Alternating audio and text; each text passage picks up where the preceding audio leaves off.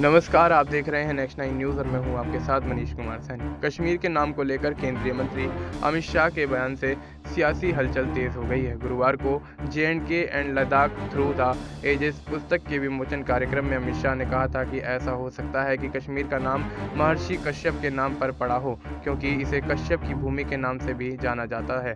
अमित शाह के इस बयान पर अब DPAP नेता सलमान निज़ामी की प्रतिक्रिया सामने आई है। उन्होंने दावा किया है कि केंद्रीय मंत्री के इस बयान से जम्मू कश्मीर के लोग हैरान और नाराज हैं। सलमान निज़ामी ने अमित शाह के बयान का एक क्लिप शेयर करते हुए लिखा, अमित शाह ने यह कहा है कि ऐसा संभव है कि कश्मीर का नाम कश्यप के नाम पर रखा गया हो। उन्होंने यह नहीं कहा कि कश्मीर का नाम कश्यप के नाम पर होना ही चाहिए। वहीं सलमान निज़ामी ने कहा कि भ्रम पैदा ना करें और गुमराह ना हों।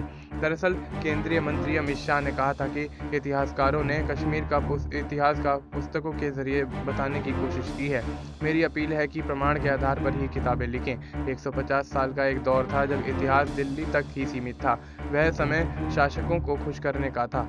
यह समय इतिहास को मुक्त करने का है। मैं इतिहासकारों से अपील करता हूं कि वह हमारे हजारों साल पुराने इतिहास को तथ्यों के साथ लिखा करें। इस दौरान जम्मू और कश्मीर में गृह मंत्री अमित शाह ने अनुच्छेद 370 और 35A का जिक्र करते हुए कहा कि उन्होंने कश्मीर को देश के बाकी हिस्सों से जोड़ने में बाधा डाली है। आर्टिकल 370 हटने के बाद देश के बाकी हिस्सों के साथ साथ कश्मीर का विकास हुआ है। गृह मंत्री ने यह भी दावा किया कि आर्टिकल 370 ने कश्मीर घाटी में अलगाववाद की स्थिति पैदा की थी, जो बाद में आतंकवाद में तब्दील हो गई। अब ऐसे में अमित शाह को लेकर कहीं न कहीं तमाम सियासी गलियारों में चर्चाएं तेज हो चली हैं और जिस तरह से पुस्तक के विमोचन के बाद कहीं न कहीं बड़ा सवालिया निशान खड़ा होता हुआ नजर आ रहा है और कश्मीर के नाम को बदलने की जो कवायद शुरू हुई है उसमें कहीं न कहीं भारतीय जनता पार्टी पूरी तरह से निशाने पर आती हुई नजर आ रही है। अब ऐसे में देखना यही होगा कि जम्मू कश्मीर के जो राज्य स्तरीय दल हैं, क्या वो भारतीय जनता पार्टी और अमित शाह के खिलाफ इस मामले को लेकर मोर्चा खोलते हुए नजर आते हैं। क्या